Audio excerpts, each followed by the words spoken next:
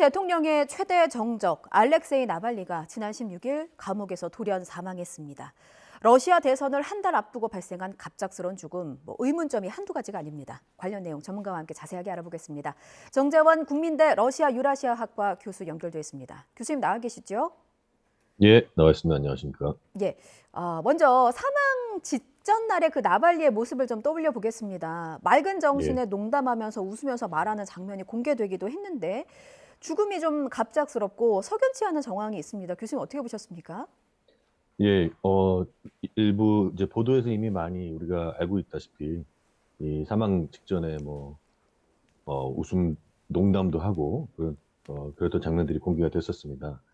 또 이제 그럼에도 불구하고 이제 산책 직후에 몸이 좋지 않아서 곧바로 의식을 잃었다는 것은 아무도 믿기 어려울 것 같고요. 예.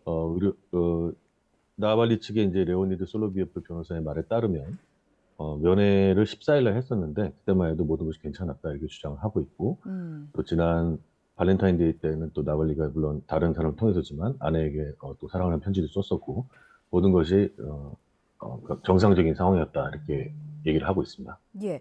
유족들이 아직 고인의 시신을 보지 못한 것으로 알려졌습니다. 그래서 시신의 행방을 두고 여러 설들이 있었는데 시신이 시베리아 병원에 있다는 보도도 있었고 또 오늘 나온 보도를 보니까 나발리의 몸에 멍자국이 있다. 이게 경련으로 인한 멍자국으로 보인다라는 내용이 또 전해지기도 했어요. 예, 그렇습니다. 유족들이 아직 시신의 행방을 찾지 못하고 있습니다. 러시아 예. 연방수사위원회가 최장 30일 동안 그 사망에 대한 어떤 그 절차적 검토에 들어간 이후에 그때서나 얘기를 하겠다 이렇게 얘기를 했었는데요. 예.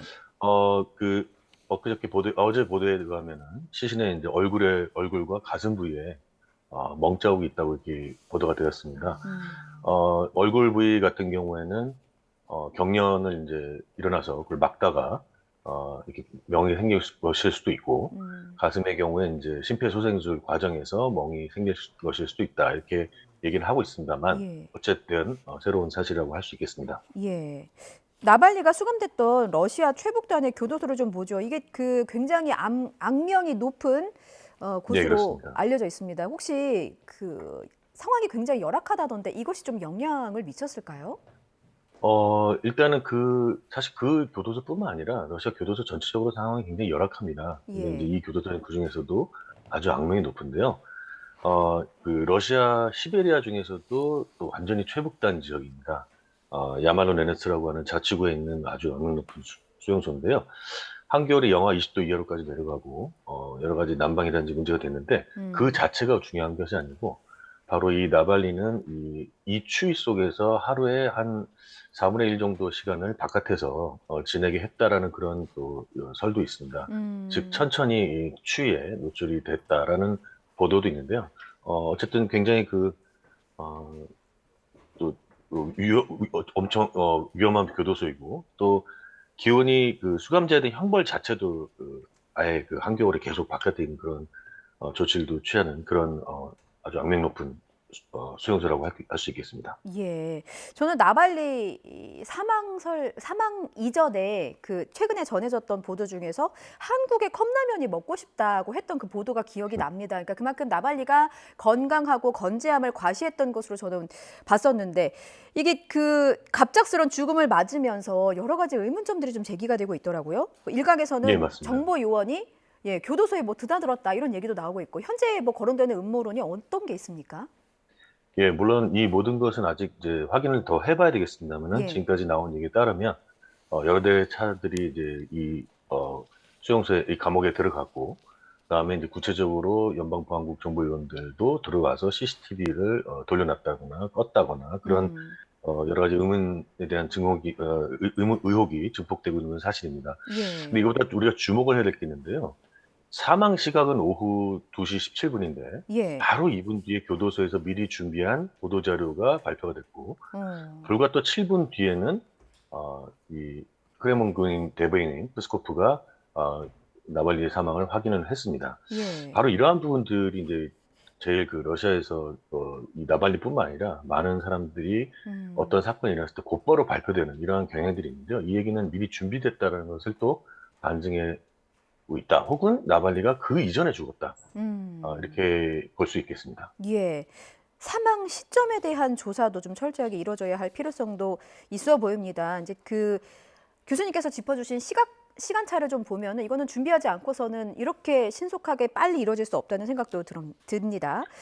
그 지금까지 반 푸틴을 외쳤던 인물들을 좀 살펴보면 최근 2년 사이에만 50명이 자꾸 의문스러운 죽음을 맞았습니다. 이게 그 최근에요. 푸틴 측근이었다가 반란을 일으켜서 사망한 프리고진 사망 당시에도 이런 음모론이 좀 나왔었고요. 푸틴이 찍히면 결국은 죽는다. 이런 말이 나오는 것도 좀 이상하리만큼 의문사가 굉장히 많은 것 같아요.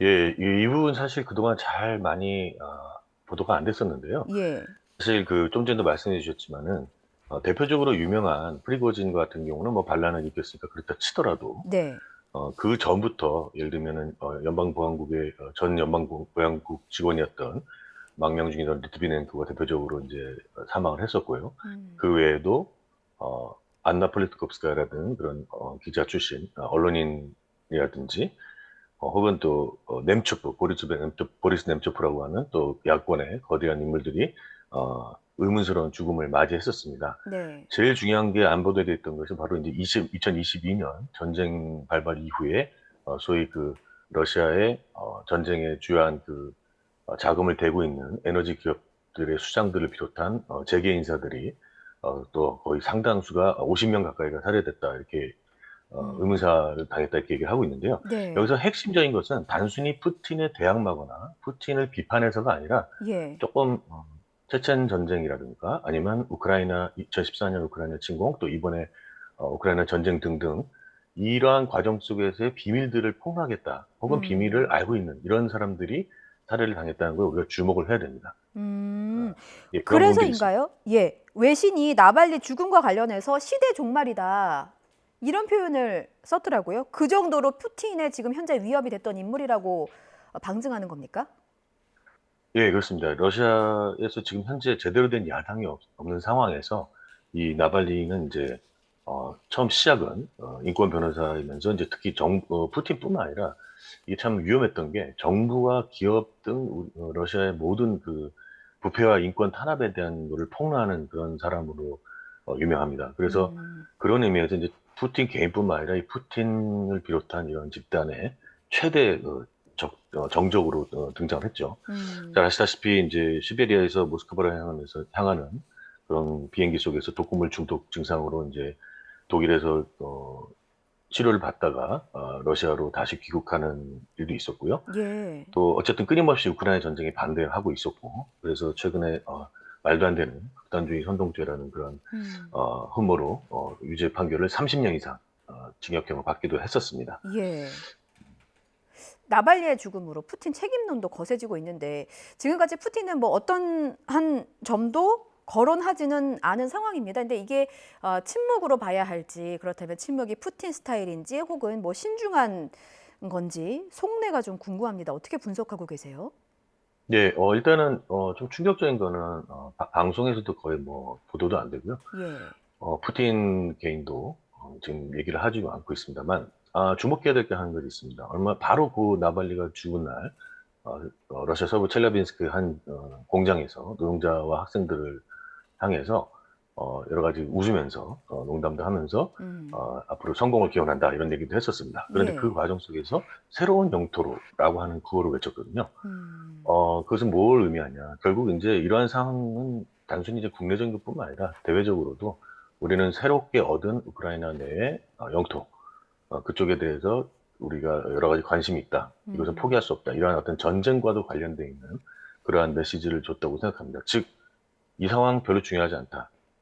그렇게 이제 대외적으로 선전을 한 것이고, 어. 아마 이 부분은 나중에 이제 굉장히 중요한 부분으로 작동할 것 같습니다. 그렇군요.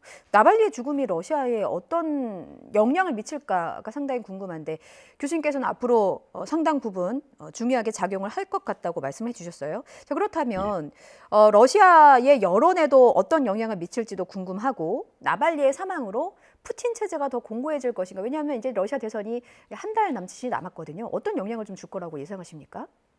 예, 나발리가 살아 있었어도 현재 러시아의 상황은 거의 뭐 나치 시대의 독일과 유사하기 때문에 쉽게 나발리가 승리하지는 어려웠을 겁니다.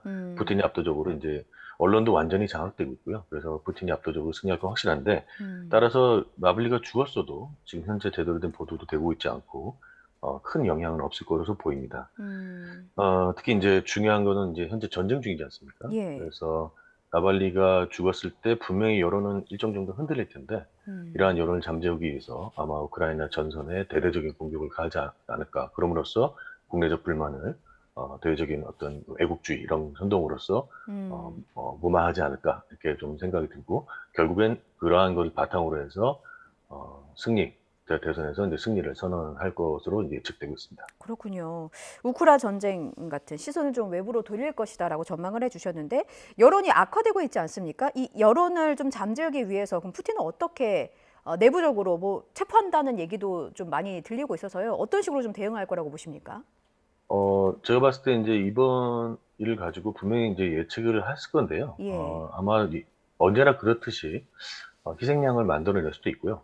음. 꼬리 자르기를 할 수도 있고 또 본인은 어쨌든 상관이 없다 이런 식으로 할 수도 있습니다. 그렇게 해서 일정 정도는 내부적으로 조치를 취할 것이고 지금도 또 현재 시위자들이 벌써 400명이나 구금되지 않았습니까? 예. 한편으로는 강력한 탄압을 더 강화할 것 같습니다. 중요한 건 아까도 말씀드렸지만 우크라이나 쪽의 대규모 공세를 통해서 많은 것들을 무마시킬 것이고 지금 예. 완전히 장악된 언론을 통해서 적극적으로 그러한 선동을 할 것으로 예측이 됩니다. 그렇군요. 앞서 나발리의 시신을 아직 가족이 보지 못했다라고 저희가 짚었는데요. 나발리가 마지막으로 SNS에 그 남긴 글이 아내에 대한 사랑의 메시지였습니다. 그러니까 남편이 사망 소식이 전해졌을 때 그 아내는 위넨 안보 회의 중이었어요. 남편의 맞습니다. 죽음을 전해 듣고선 이런 말을 했습니다. 우리는 푸틴과 푸틴 정부를 믿을 수 없다. 그들은 끊임없이 거짓말을 한다. 우리나라와 내 가족, 남편의 저지른 일에 대한 벌을 받을 것을 알길 바란다. 라는 입장이었습니다. 유족의 경우는 나발리의 시신을 볼 수 있을까요? 글쎄요. 이것도 뭐 예측하기 어려운데요. 예. 언젠가는 어떤 식의 형태든지 건네받을 수는 있을 수도 있겠지만 많은 게 이제 처리가 된 이후에 아마 건네받을 거나 아니면 제한적으로 시신을 보지 않을까 이렇게 싶습니다. 예. 자, 뭐 직접적인 원인이나 직접적인 연관성이 좀 드러나지는 않더라도 나발리의 죽음은 국제사회에서 뭐 푸틴의 고립을 좀 심화시킬 것이다라는 전망들이 나오고 있습니다. 국제사회에서도 비난을 계속해서 내보내고 있는데 앞으로 좀 관계가 어떻게 될까요? 전망 어떻게 하십니까? 예, 지금 그 국제사회에서 잘 아시다시피 이제 우르줄라 폰데라이덴 유럽연합 집행위원장이 즉각 나발리 죽음에 대한 러시아 책임을 묻지 않을 수 없다 얘기했었고 예. 또 조 바이든 미국 대통령도 강력한 비판했고 또 영국에서도 외교장관이 여러 가지 비판 성명을 냈습니다. 또 언론들도 연이어 이제 보도를 하고 있지만요. 안타깝게도 이러한 국제사회의 이러한 압박이 과거 러시아였다면 어느 정도 통했겠지만 지금 현재 러시아는 잘 아시다시피 전쟁 중이고 전쟁 타국의 영토를 20% 지금 장악하고 있지 않습니까? 이런 상황 속에서 국내 어떤 시민사회도 완벽하게 억압돼 있고 예. 야당도 거의 없기 때문에 약간 시간 벌기 이렇게 나올 것 같습니다. 그러니까 결국 이미 고립되어 있는 상황에서 더 심화되기는 어려울 것 같고요. 또 중국 등 여타 국가들이 동조를 안 하고 있기 때문에 결국 러시아는 조금 시간 벌기로 해서 이 사태를 마무리 지은 방향으로 예. 분명히 조절할 것 같습니다.